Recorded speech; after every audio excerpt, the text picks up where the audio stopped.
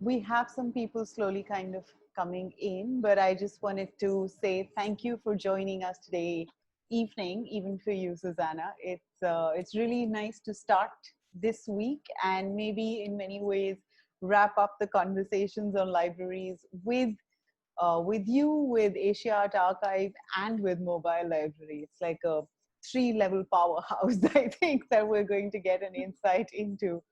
And for those of you who are joining us right now, welcome to the Guftgu Talk series. Just to give you guys a little bit of a backdrop on who we are and why you're listening to us. Guftgu is an online, it's a virtual talk program that's been started by Offset Projects. Offset is an initiative that I run out of New Delhi, and we kind of are looking at different methodologies and ways of reading through photography and photo books and slowly expanding into artist books as well. Different kinds of programs, workshops, residencies. The Guftgu series that you have come to be a part of today traditionally used to actually be more physical venues where we would meet and we would talk, and it would have been wonderful to have Susanna join us maybe while we were sipping on our cups of tea. But we will make do with the world that we have right now. And we've been very lucky, in fact, to have you join us. I know the weeks have been a bit chaotic for you, Susanna. So I know it was a bit of a stretch to make time for this, but I'm glad that you could. In today's talk, we're joined by Susanna Chung, who runs the mobile library project at Asia Art Archive. Just to give you, I'm maybe going to give a small introduction to mobile library and then talk a little bit more, to give you an introduction on Susanna as well. The mobile library is a periodic initiative organized in partnership with cultural collaborators in different countries throughout Asia to provide a platform for exchange of ideas. By co-organizing events and enabling the circulation of printed matter, this program activates new possibilities to engage with art as a form of knowledge. Previously, they've already had 3 different renditions of this, and we're very excited to know that their most recent mobile library is now coming to Nepal, and I believe programming has already started over there. Susanna, who is also the powerhouse behind Mobile Library, has initiated the Learning and Participation Department at Asia Art Archive. This was in 2007, if I'm not mistaken. And she's worked extensively to raise public awareness on contemporary art within Hong Kong and across Asia. She has initiated and led the mobile library projects in Vietnam, Sri Lanka, Myanmar, and Nepal. There is a lot, I think, that we have to know about from Susanna, and I will actually get straight into the conversation so that we can get to know more about what you think, how you think, and what is happening with the mobile library projects as well. Susanna, do you want to take a breather before I start off? Sure. Thank you so much, Anshika. Thank you so much for the introduction and the invitation. So as I told you before we start the conversation today, so this is the first time, I did one presentation in Sharjah Biennial before, but this is the first time that I do it live. I think it is much better because I can really engage my friends in different parts of the world. Right. Here, of course, friends in India and Hong Kong, but also, as I told you before, I have friends from Taiwan and Africa. They're also joining tonight. So I'm really glad that we have this opportunity to share. Thank you so much. And to all of you who are joining us from different time zones and different geographies right now. Susanna, should we get straight into the conversation? Yes. Okay. So, sure. Mobile library sounds like a really interesting project. Of course, you've had a few renditions of it in different countries. You've got, the Nepal chapter that you are currently working on. I'm curious to actually kind of take a step back and start with the idea of the library itself. I'm curious to know what is the role of the library according to you? Like, what do you think a library allows for and and can engage with, with regard, specifically maybe in regards to art education and knowledge? I think, as you asked me personally, when I was young, maybe to many of my friends, we may think library is a place that which is more serious and quite closed, and really waiting for you to go to pick a book and then to read, to study, to really go into it. Is more personal kind of space. But I think after working with AAA for 15 years, so this year is AAA 20th anniversary. Wow. So I think here changed me, and I also changed here. So we evolve together, we grow together. I think today, I think I will see library as a place that, as I list on this slide, is a catalyst of new possibilities, because this is a place we respond. I think responding to the situation and the context is very important as a contemporary art library, because we are collecting things which is happening now. I think the idea of response starting not only now, but 20 years ago when our director started the library of this contemporary art space, is very much as a response of the lack of contemporary art in Asia in terms of documentation and material being circulated around the art objects. So I think there are many people collecting arts, but what we are interested in the idea around the arts. So the socio-political context, the different kind of knowledge, that are things that we collect. So I think, so as our new mission statement, so we have the current mission statement, which we have said it 3 years ago, which is what we see art is knowledge. So as a library, as Asia Art Archive, so we are a catalyst for these new possibilities. So on one hand, really through this collection of books, of archive, of materials, but at the same time, I think since the beginning, we don't want to be the static collection that, as I said in the beginning, most people think about a library should be. We want to actively organize different kind of programs.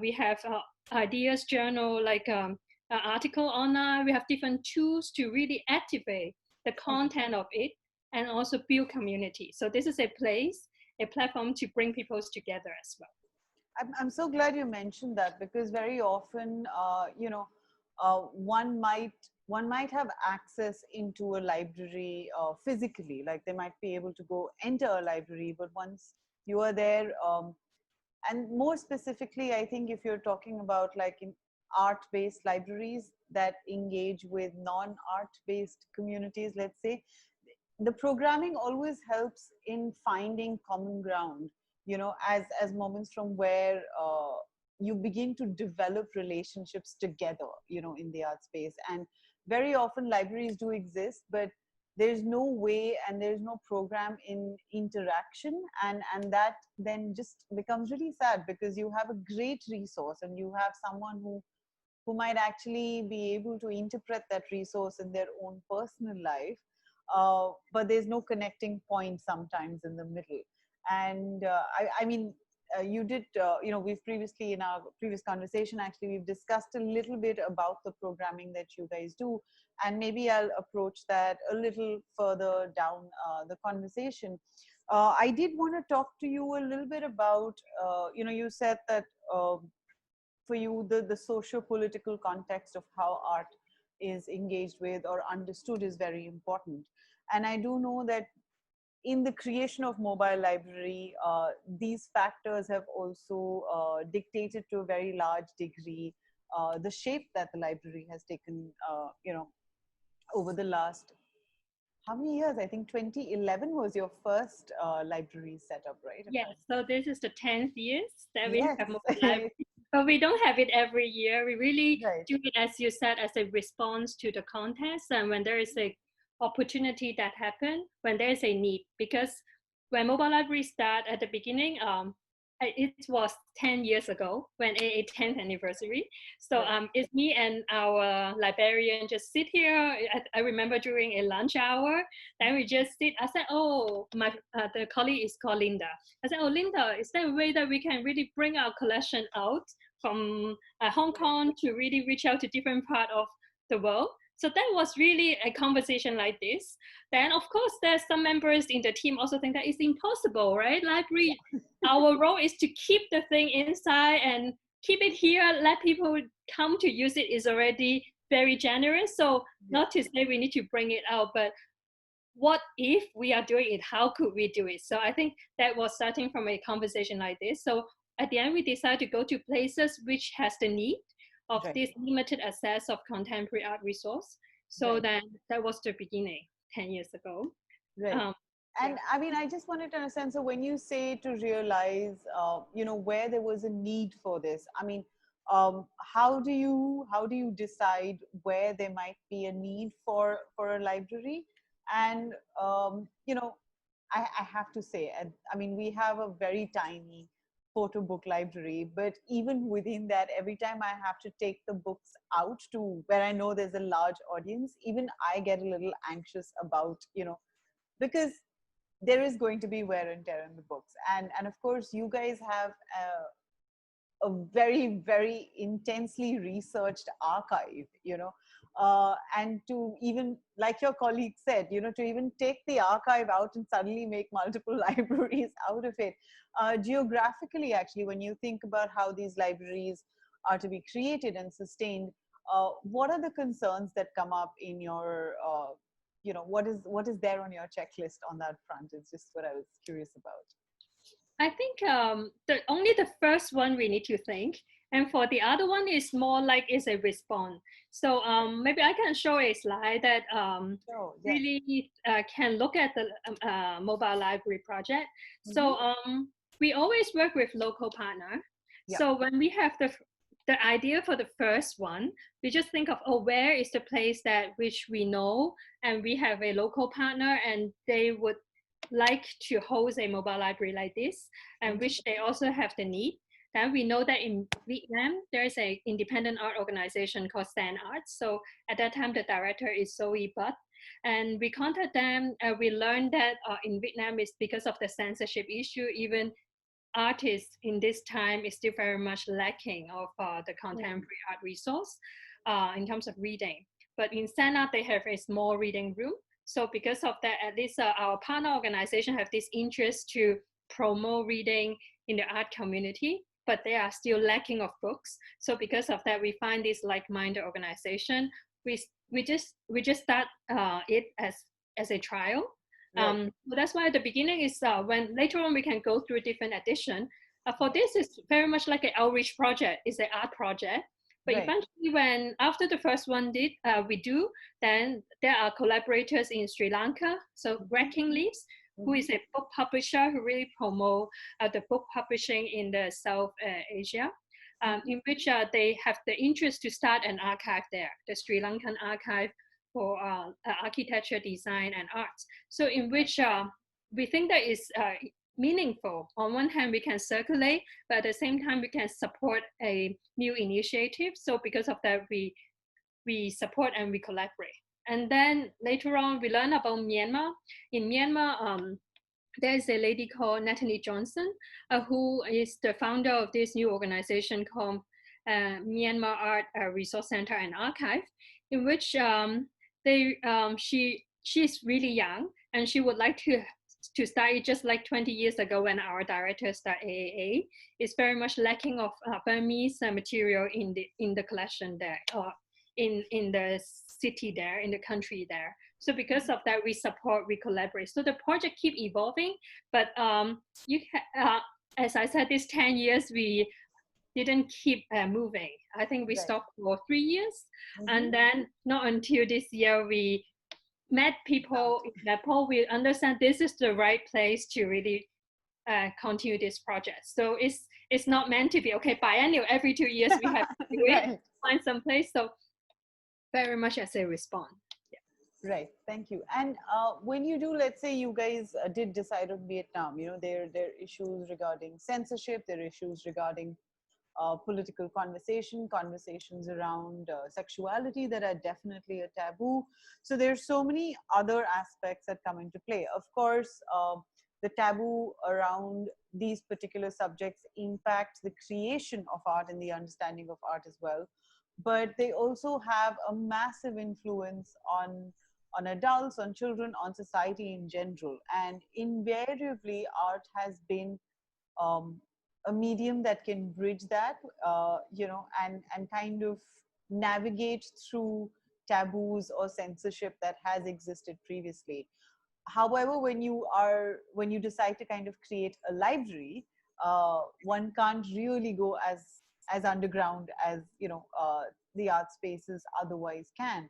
So what are the kind of, I mean, how do you know what is the material that they might need? Is there a research um, that happens along with educators within Vietnam? I mean, not just Vietnam, I guess for every single chapter that you have had, it would be interesting to know what the process of research is like, and how you arrive at what to focus on. Because um, I mean, I know the mobile library deals with art books and art literature and artist books, but it's such a wide space too, and at some point you have to start from kind of like a much more focused collection of books and then allow it to expand. So how do you decide on what to kind of focus on, let's say, for each region?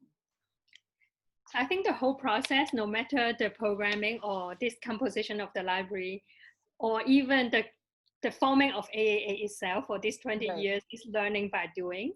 So we don't have a formula at the beginning, like, okay, let's do it like this and then continue to do it 10 years. No. Right. But so that's why we evolve over the 4 edition and we learned. But I have to say, for the Vietnam and Sri Lanka edition, it's very much is just give people that we have extra. So Right.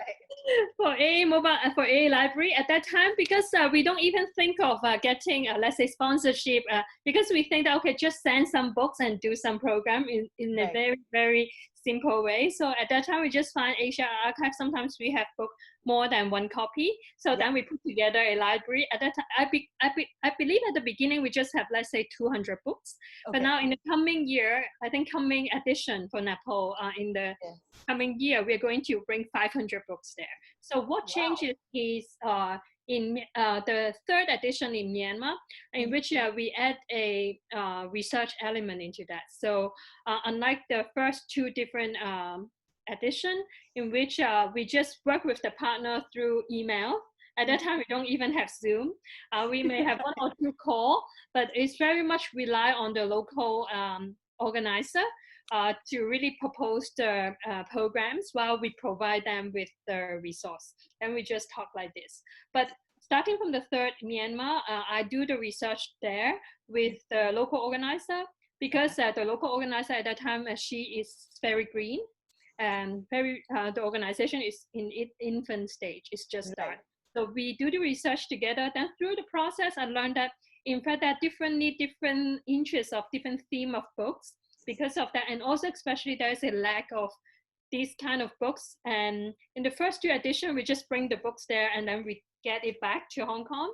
But then from Myanmar onwards and Nepal upcoming one, we are going to really curate a library, and we also call for support not only from our funder, but also other publisher, to really ask different people to donate books to them according to certain theme, and then we send this book there as really gift to the local community there. Right. Thanks so much for that. That's actually really, really interesting. And I mean, what's been interesting, at least to see with Myanmar and with Nepal that you now have planned, is the idea that the mobile library then becomes a stationary library, and that allows it to kind of, like you said, expand on their collection, ask for even contributions, maybe even after it has been launched, and it keeps growing based on that. And I mean, I'm going to ask you this outside of maybe mobile library and Asia Art Archive, but I was curious to know that, I mean, from your perspective, how do you see the role of the library in creating a knowledge base or engaging with artist books? If you can talk about some kind of art libraries that maybe you've seen previously that might have inspired you for this. I mean, you have been in Asia Art Archive, so I guess in many ways the inspiration comes quite close to home as well. But I'm curious to understand, according to you, what is the potential for conversations that exists within a library that focuses on the arts, whether it's art literature or works by artists. I know that in Sri Lanka, you had mentioned there were actually artists who were responding to the library and adding to it at the same time. It would be quite interesting to know about some of these ideas that have already happened, or some that have led to mobile library being the way it is today. So you're interested to learn more about the program side? Yes, or please. Okay. I mean, program side, but also for you, what do you think the engagement with art-based books can do to a community? I think that would be quite nice to know. Yeah. I think the idea of engagement is very much, as I said in the beginning, is really about activating the collection. So, of course, the library that I'm most close to is Asia Art Archive, and we also try to create different kind of model. Like we're an independent organization. Maybe we can compare to other libraries. So when I think about this question, like maybe especially in our region, books could be kept in the government library. If you think about the government library, those of course is still open to the public. But in terms of the relevance to the time and place as a contemporary library, how could it is really difficult to be comparable, because as a government institution, there is always the need to really measure like why and strategic planning, etc. But another perspective could be in our region is there are lots of private library, like maybe private collector, they have their own library and they can borrow to certain people to use it, or the university library again is belong to certain group of people. But I think as you use the word engagement, I think what really key to us, no matter AA or in the region, even some other library, I think providing access, I mean, the new idea, I mean, just like you, when you open offset project, it's very much is provide assets, because book is expensive in our region and it's very much lacking. But since we really want to share through learning, through research, through different, I think I also know other collaborators or colleagues in different parts of Asia. I think they generously collect and open it and to make it accessible. I think this is something that really special for Asia or for other region which is closer to Asia context.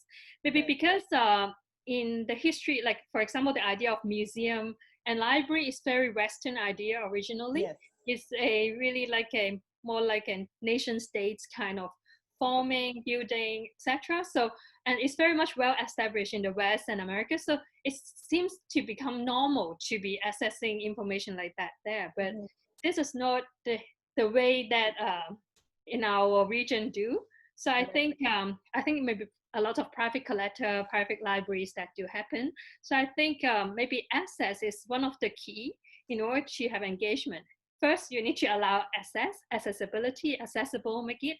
Then through program, then we activate it. We not only, because still, if you locate somewhere, then people need to knock your door, open it. It's still quite distance. But through programming in which you can really connect the ideas around the art objects, ideas around the arts, and then connect the people, then that become you're more like opening the door to welcome you into this library.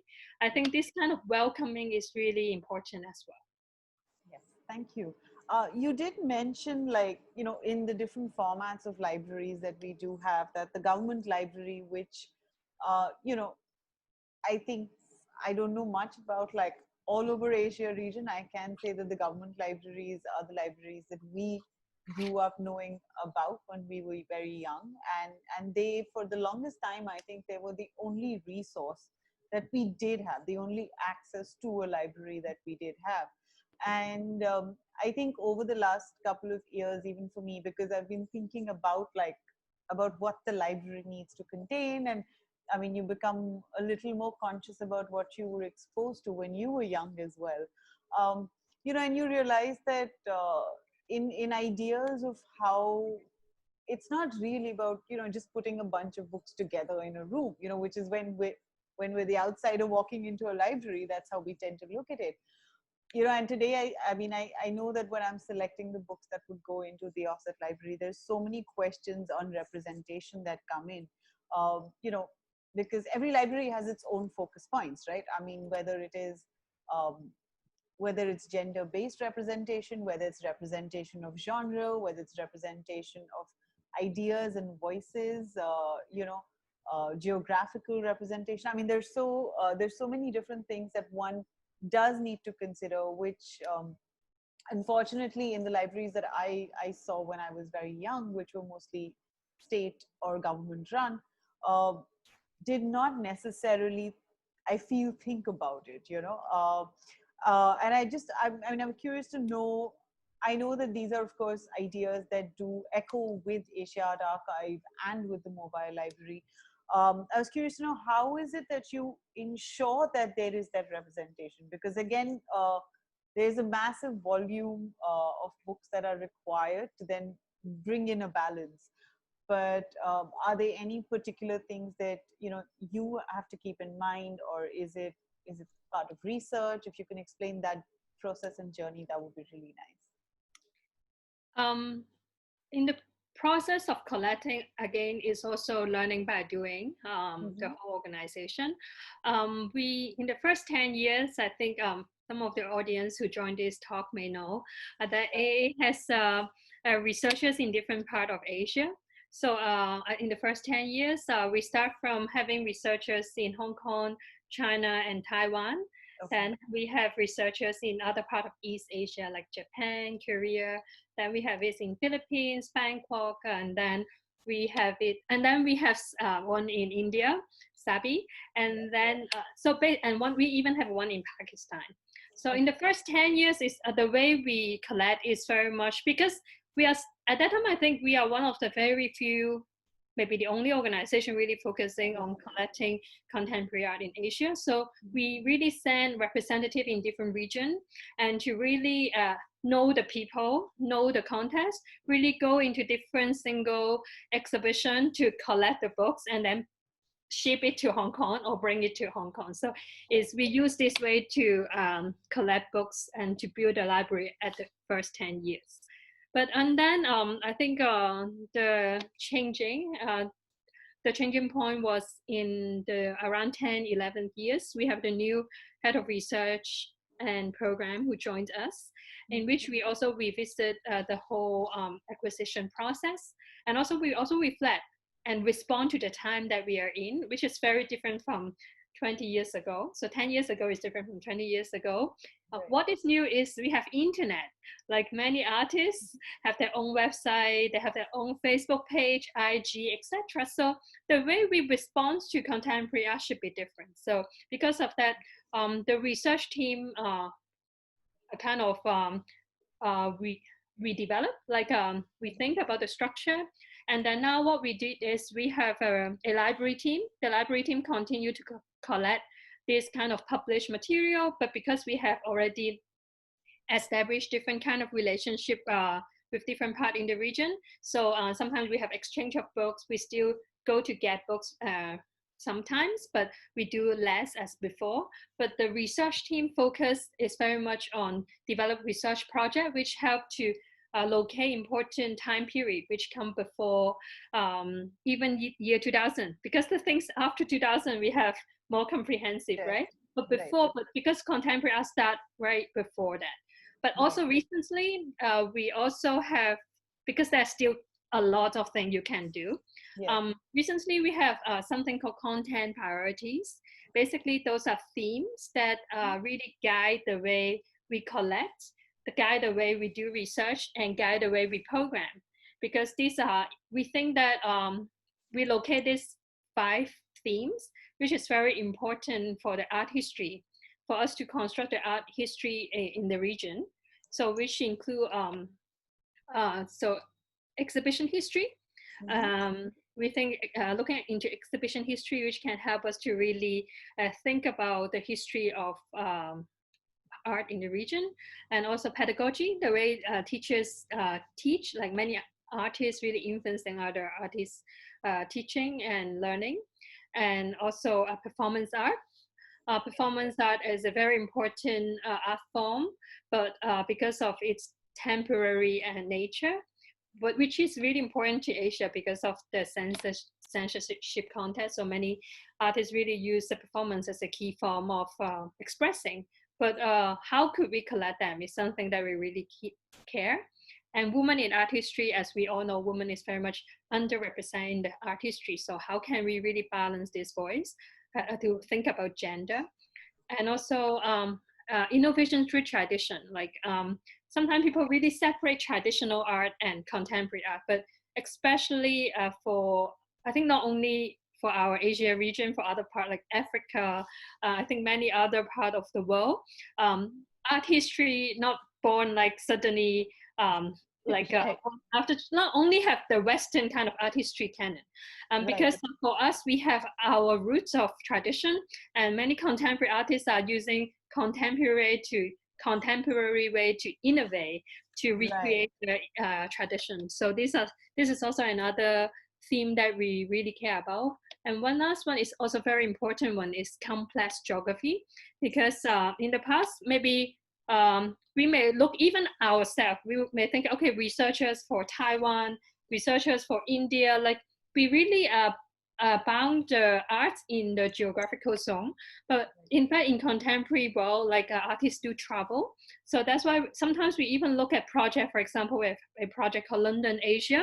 So that's so because of the colonial history, there's so many Asian, different places of Asia also send people to go to London, or how the British teaching influencing different part of colonial cities in Asia, for example, to really look at complex geographies, but also at the same time, not only focusing on the big city, we try to think about really decentralized. For example, in China, we have a project called like, I think Northwest project, which you really look at more minorities kind of work. So I think these are some of the themes that we have in recent year which guide us. And then which also help in the upcoming Nepal mobile library project when we form the library itself, because we find that the theme is very much related to many places in Asia. So that's why the collection become more and more overlap, both the A collection and the mobile library collection. Right. Let's actually get down to mobile library in itself then, and just, I have no questions at this point. I'll give you the floor. Just tell me everything that you know and can tell me about mobile library and its journey until, well, the Nepal chapter. Sure. Yeah, I prepared a few slides. I think maybe different audience may be interested to learn more, but in which maybe I could focus more on each of the edition. What are the key political and social contexts are we facing, and what are some of the key element or key challenge that we need to do, and some I can even share the main impact, but I'll just go through it quickly. So as I said before, Vietnam, the key concern, really the challenge and concern is the censorship. And even during the process when we do the project, censorship happened not only for the sending of the books there, but also for programming. So we did have some challenge, like because we just have so many programs and there are different kind of spy or different kind of detection by the government there. So because with the collaboration with Sand Arts, so we are able to hand carry the books there when we send the books. We are not sending it by post, we hand carry the books there. And also we did a number of programs. So here you can see this is the gallery space of Sand Arts. The way it decorate is a gallery space, and every day we have two artists who are in residence as librarian to look after the library, and they also create artwork on this wall on the right hand side. And the bookshelf is here. You can see it's more like a cloth made bookshelf. And this time, as we said, we did at the very beginning. We just think that, okay, let's find a Hong Kong artist to do a bookshelf and then send it over. In order to send over, she think that it should be more able to portable is really important. So we find a Right. Hong Kong artist, Java Lam, who used this recycled rice bag to, Okay. to make this structure, and which allowed to really bring into different places with trolley, etc. And here you can see the way they the partner planned the program is in which because the reading culture is not very popular because of lack of books. So how can you have a culture of reading? So in order to think about this need or this characteristic, they invite 20 artists in advance to ask them to pick one book that they're interested in. And then during the 1 month mobile library project, these artists do a artist talk in which they talk about their feeling and their response to the book.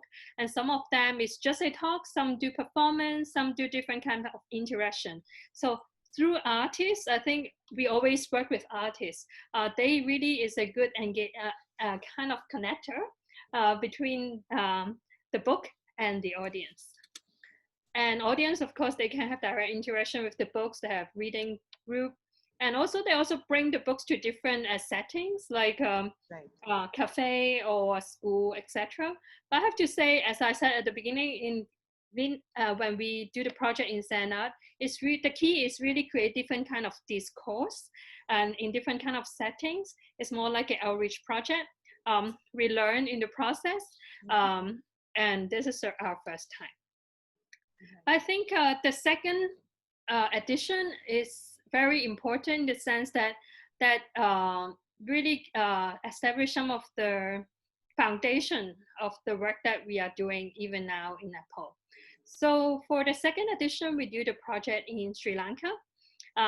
We collaborate with Wrecking Leaves, a book publisher in South Asia, and in which the partner suggests instead of starting the program in Colombo, we do the project in Jaffna even longer and with more engagement.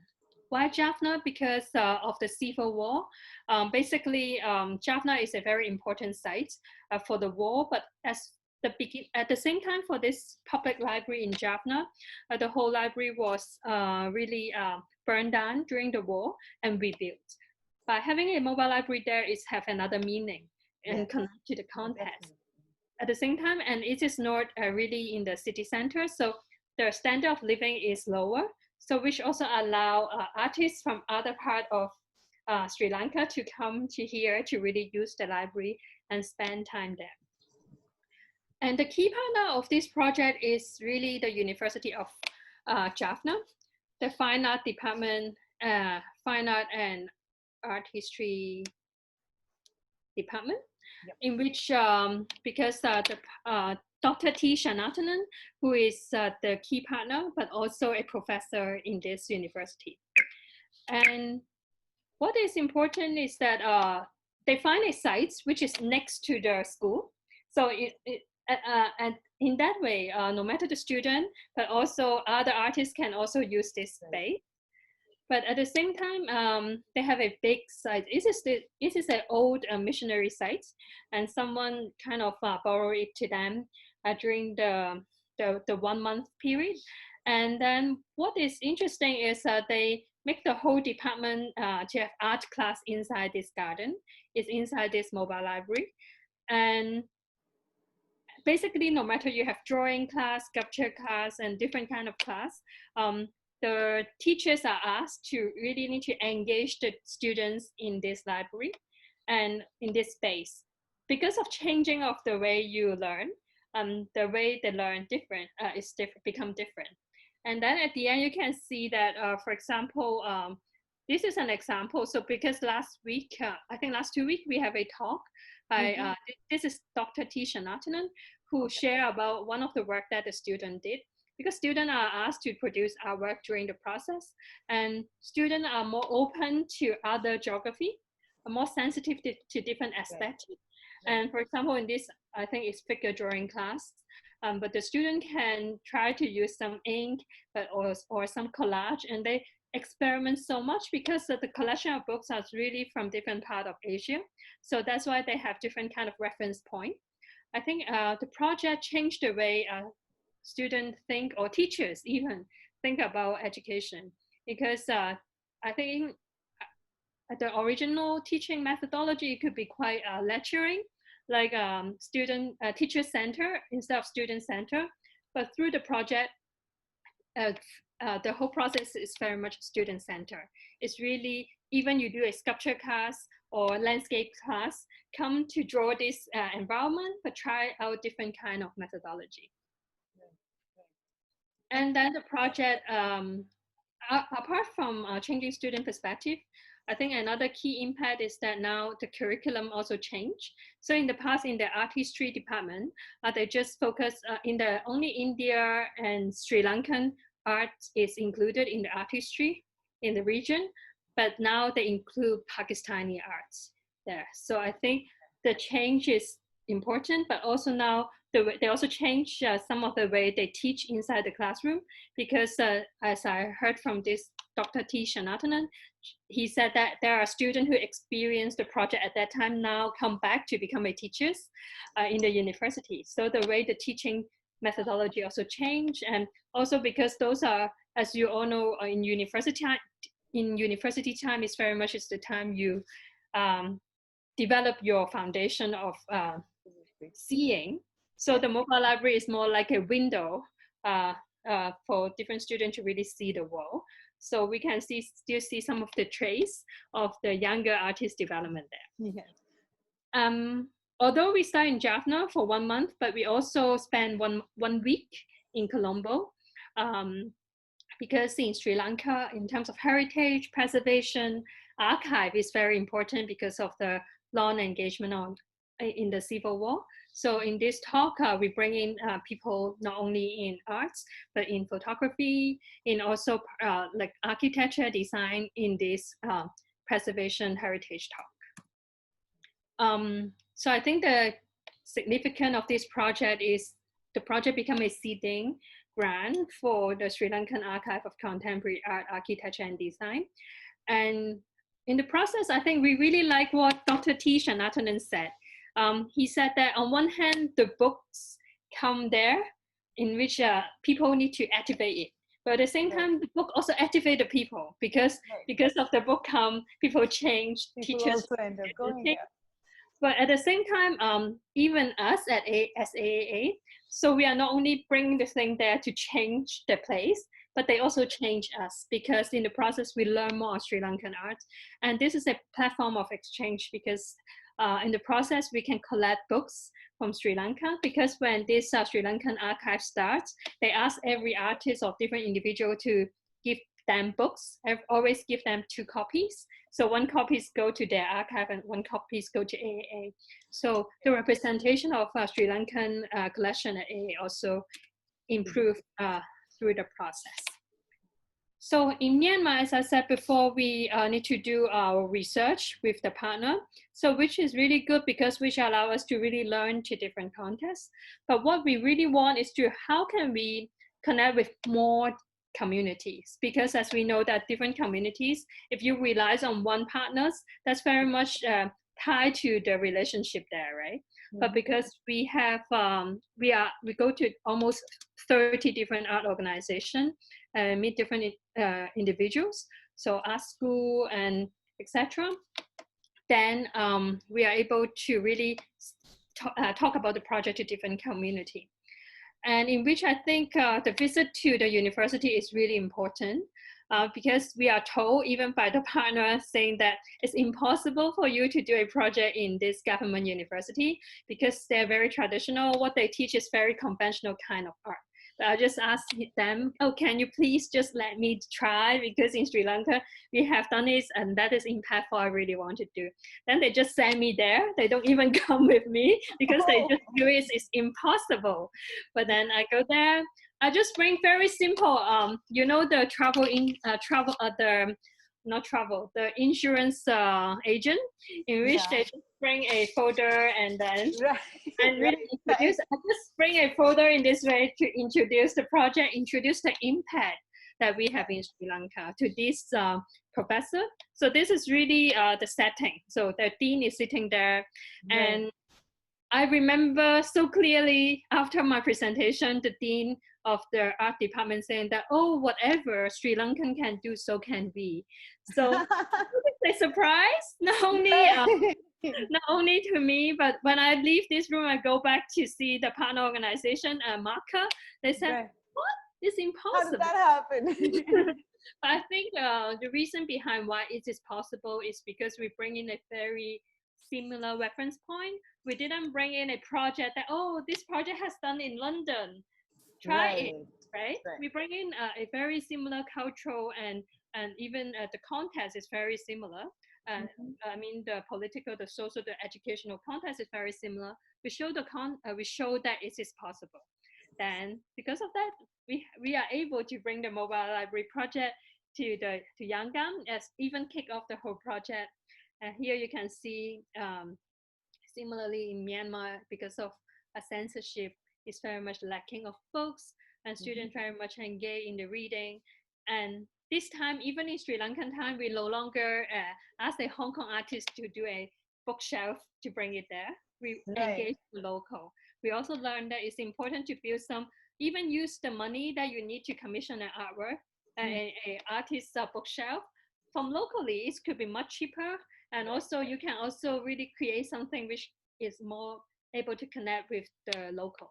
And so you can see this is a more like modular bookshelf. You can reshape it in different ways. That is a very cool bookshelf. And you can, it is designed by an artist, Popo.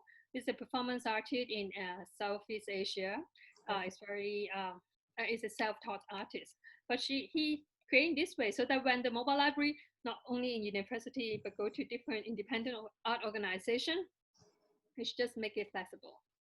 It's quite interesting because the bookshelf also has such a big element of performance in the way it is designed, because every time you're going to put it up, you know, it can take a different kind of shape or form based on how many of the cubes you need, or, you know, it's like a building structure to a final performance. It's quite interesting to see that. Yeah, I think especially engaging in artists, local artists, I think they really can think about it in a more with local aesthetic as well. Right. Apart from bringing books there is new, and we are the first organization we are able to bring foreigner to teach inside the university. Right. So here you can see this gentleman on the right, and he is Dr. T. Shanatanan, who initiated the project in Sri Lanka. Because unlike in Sri Lanka, we don't have a professor like this here. So we bring these teachers from Sri Lanka to Yangon to conduct workshop for teachers and also for students, and to really make them understand how can they use and learn through the mobile library project. And then when it kickstarts. So teachers and students was our first group of audience. And during the process when Dr. T. Shanatanan do this talk, when they look at these contemporary art books, the students said that, oh, we don't have this kind of artists in our country, in our city. But in fact, no, they are important. As I said, this is Popo. Popo is an international artist who participate in like performance festival around the world, around Asia. So how come you said there is no such an artist? Through that, we know that there is a division between the academic world and the artist community and art world. So because of that, we respond, that we plan this artist talk, we bring the student out from the school in this Gothic Institute venue, then we do this kind of artist engagement with them.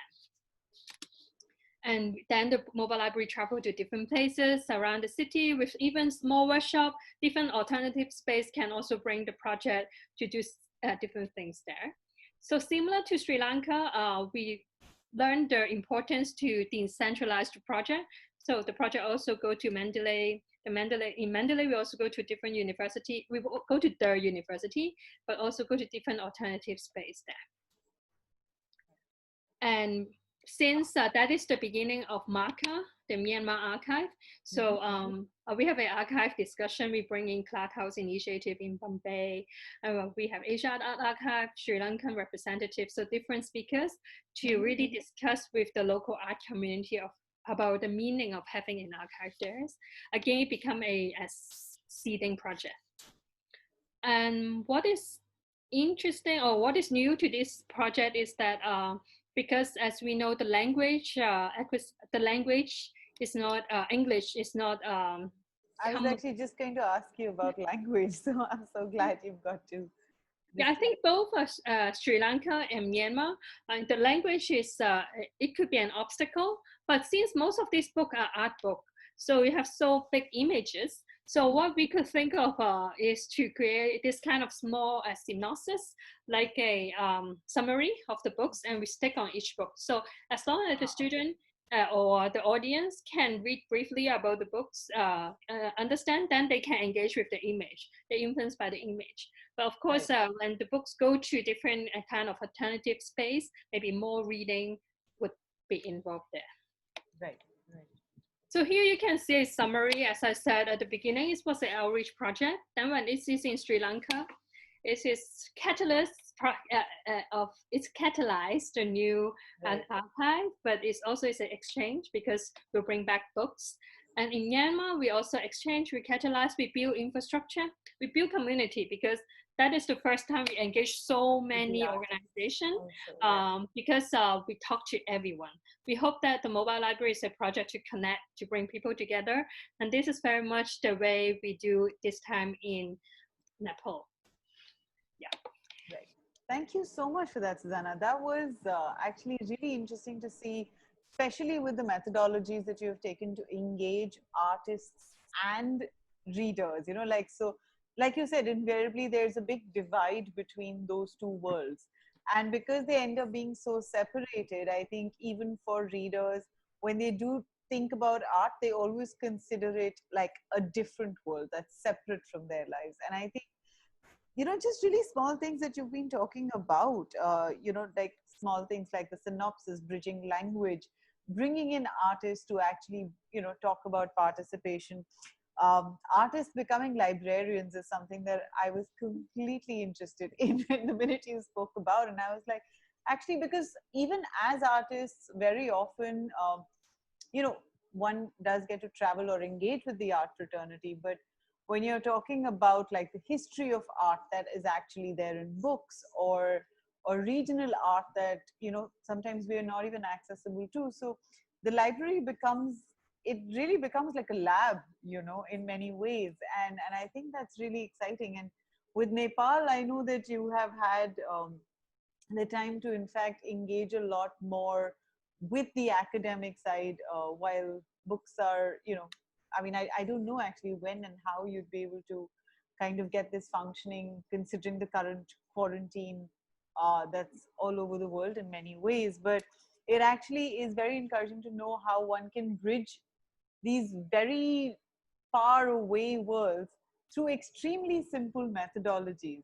And that's been quite nice. I'm going to kind of interject myself in fact, because I think we just have got a question, and I know we're nearing in because we did go a little over on our talk time. So if you don't mind, maybe I can ask you Nupur's question, but I would you like to share a little bit about Mobile Library Nepal after the question?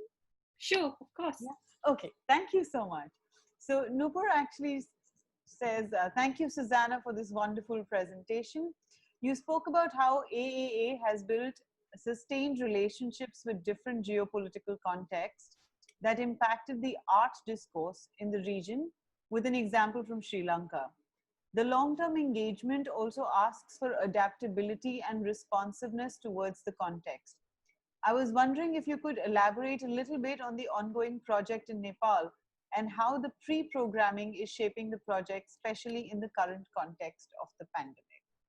So I think we can, in fact, come back to our Nepal conversation. So in Nepal, in last December, my colleague Samira, who is my programs colleague in the Delhi office, we go to Nepal to do this program. And we collaborate with Siddhartha Arts Foundation, which is really important organization which help to really bring different contemporary art together within and outside in there. So we collaborate with them, and they really bring us, just like in Myanmar, they bring us to really visit different organizations. I remember the first day I already meet 30 different organizations because they we also learned, they said that, oh, instead of for you to go to 30 different organizations, if we just bring 30 people come to your space, then I do a presentation there, really talk about the project, then we go to visit different space, so that becomes the second discussion about what could that be possible. Nice. And also, we not only want to engage one university, because in Nepal there are three very important universities, both private and government. So we meet all the university teachers, teachers from all these three universities. As you see here, I really bring in something like the insurance agent, really just a simple folder, because it's impossible for you to ask for setting a projector every single time, right? So have this ready in your hand, is just make it, because visual is so important to make people visualize what is happening. And in different parts, sometimes even language is not, because we work with the local organization that help us to really to translate, but many of them know English quite well in Nepal. Is really our surprise, but through working with the local partner, in fact, we know that language is not the main key issue, but really, as the context of Nepal is lack of infrastructure, because of they have really went through the a civil war for 10 years, very recently, until 2008.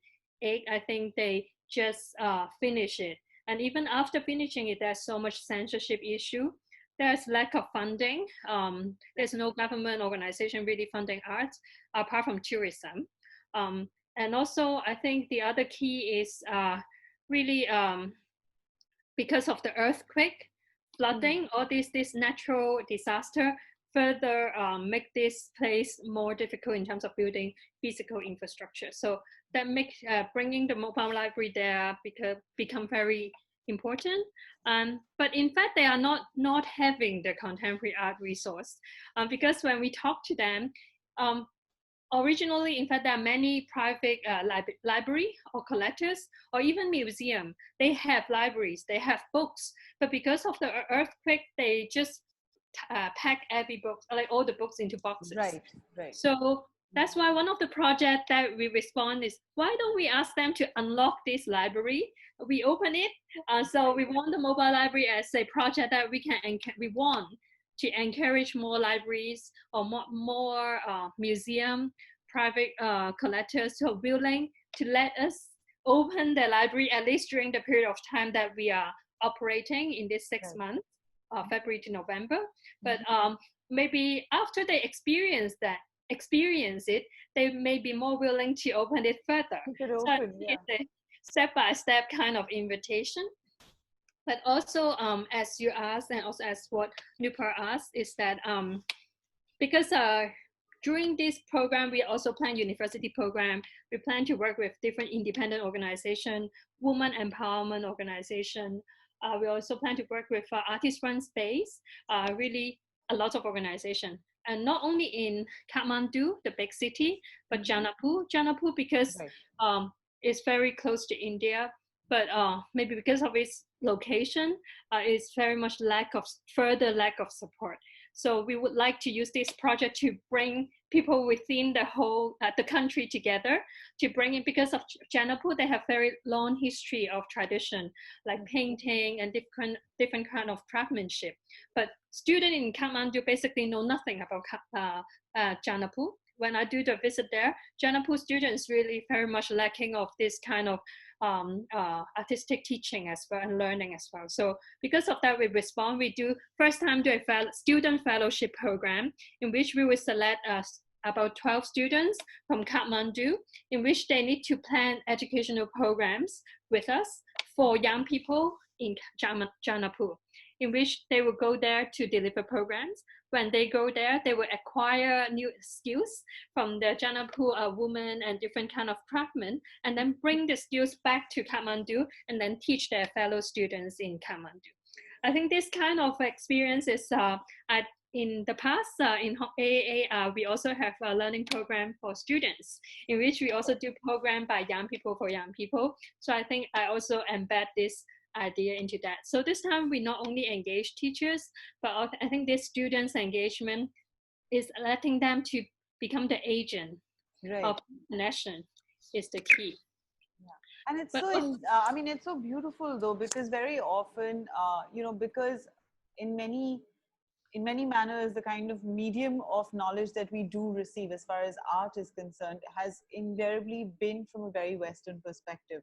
So, the kind of program that you are talking about actually allows one to then dissect and investigate into their own art history very differently, and come out with maybe their own contemporary renditions of an art that has existed for for their country's history, or their own personal histories maybe much longer.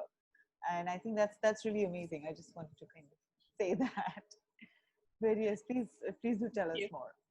just uh, just a few more slides. So in terms of composing the library, I know some of you may be interested to know what are some of the themes that they're interested in.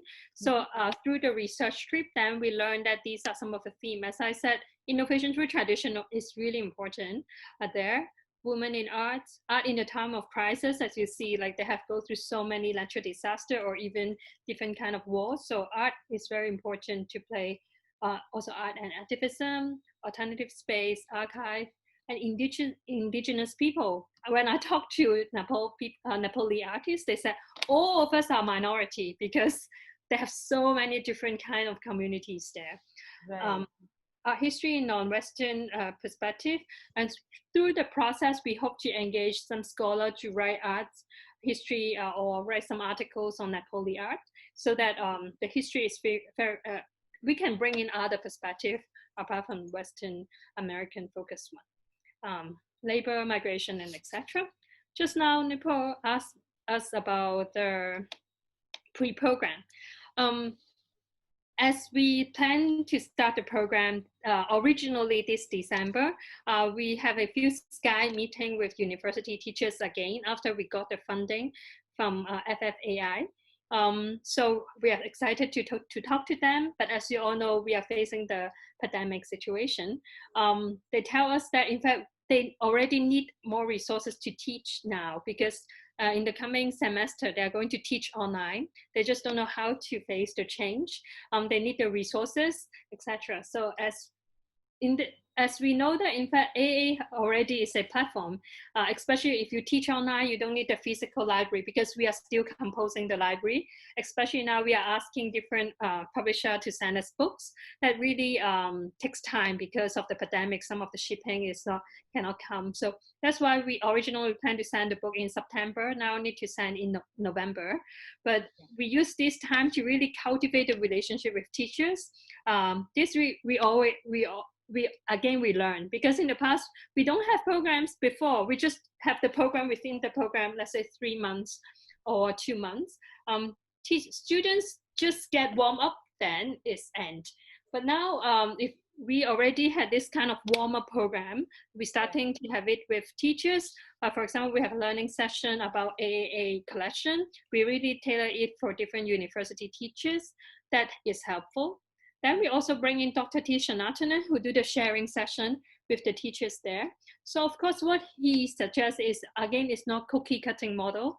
It's very much what the teachers need to do is to understanding the student, but using this as an example, having him to speak to them, is really impactful in the sense that because many of these teachers think that, again, it is impossible for us to do things like this. But with this example, teachers find it's possible, and especially by talking about the impact by themselves, not by me. And then they find, I can see the hope of the teacher's eyes. They really have the idea of looking forward to have it to come. I think it's so important to really engage this conversation earlier. So our plan is to have another teaching session, but for the next time is for the secondary school teachers, really because the contemporary art is very far away from them. Even Nepali contemporary arts, they may not even know how to access it. So we will work with a few educators to start this pre-program. So that's why even the pandemic time is here, I think we could make use of this time. And so even us, I think with this internet, with this Zoom, we are very much engaged in planning. So I think the way we plan, it become much more collaborative now, I think, in compared to 10 years ago. Yes, I mean, definitely in the virtual worlds that we have gotten access to suddenly engage with have definitely allowed, I mean, we're able to have this conversation without worrying about logistics about when you can get here and how we can get you here. So I'm actually really happy to know that it's been possible to do this engagement with educators specifically, because I think very often, uh, like you said, these are the formative years, you know, when we're in school and when we're really absorbing things in a very different way. And I think how we begin to understand the world, if it's done through the prism of art, or through the prism of like someone using a particular medium to express themselves, it can really change how students end up growing and looking at the world around them too. So of course it's great to engage with the students and you have the infrastructure, but to what you're doing where you're actually engaging it with universities, with the educators over there, means that it doesn't have to be just for those people who enter the library in that one go, you know. And I think that is kind of, that does explain how you were looking at the library, and how it's not just a space in itself, but the library in many ways travels with you as you go out and kind of engage with the rest of the world as well. I know we're a little out of time because we were scheduled to for an hour. If anyone has any questions, you can, you know, send us a little message about it and we can address that. But uh, otherwise, I think we might, I don't know, Susanna, do you have a couple of minutes in case anyone has any questions? I know we've already taken some time off you. Um, I do have one, if I may ask, while we're waiting for someone else to send it in. I was curious to know how, like you said, you know, it's a constantly adapting format. And one of the things that I have noticed even within our library here is that there's so much material that's now accessible through virtual modes as well. You know, and I mean, in the art space, like you said, there's performance, there is, you know, art education, there's the documentation aspect, but many books are also now coming out as electronic books, you know, as audio books. Where would you place these in, you know, while you're kind of collating for a different chapter? In many ways, they kind of take away from the many logistics one has to get into as an organization or an institution, because you have to otherwise procure books and ship them. And I guess in, you know, some ways these virtual books make things easier, but do they allow for the same engagement to something that I've been questioning with, you know, myself, and I wonder how you feel about it. I think for AAA is different from the mobile library, because for mobile library, it is a project. It is a space to gather people. It is a space to connect, to build community. So for us, I think the engagement with the physical books is really important. So although we have all this pre-programming online, but it could not be replaced. Of course, some of the talk, for example, later on, if we have a talk around, let's say a few archive organizer panel discussion together, of course, we can bring it online, even save the cost and etc. But most of the local engagement, really bringing them together with really physical touch of the books and to really use the book, I don't think it could be replaced. And so because of that, we moved the project from December to next February. But since at the end of the day, this collection of books will belong to them. So because some like professor is still quite concerned whether would it be possible what if the pandemic continue, but we just ensure them that this is the books for you. So if you can't engage it in coming semester, you can do it in the coming semester. Because there is already university, I think the Kathmandu University, they now have the MFA program. They already said that they've resumed classes, is it? They do the digital class, online class, but they will have the MFA in the coming February. And so since the books is there and the professor can already come to start using the books by appointment first, so that they can already start using some of the, for example, printing, copying some of the chapters to start teachings. But later on, when the books can really go back to their school, when they go back to school and the book can go back to school with them, then they can have even programs around there in which really give students a more wider perspective about Asia, and relate what they do with other part of Asia. I think it's really important. As I said, the book is more like a window, and many of these students have internet. There's so many things, so many knowledge on internet. But just like what we did in Sri Lanka, the teacher said that the students just don't know the name. They just don't know how to enter this world. But with this window, through this mobile library, they're able to find some entry point. Right. That's very reassuring to hear, because I do think that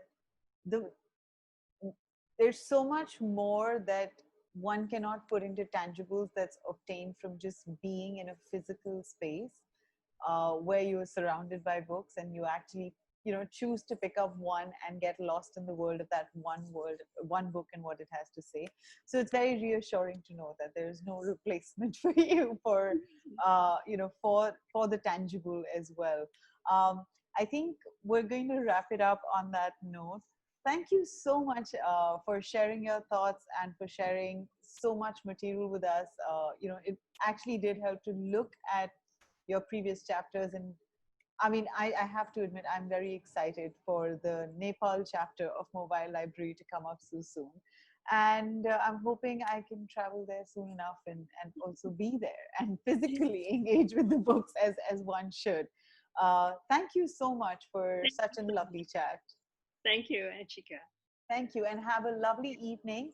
Thank you for those of us who've joined in, and we'll see you soon in the next chapter. Good night and stay safe, everybody. Good night. Bye-bye. Bye-bye.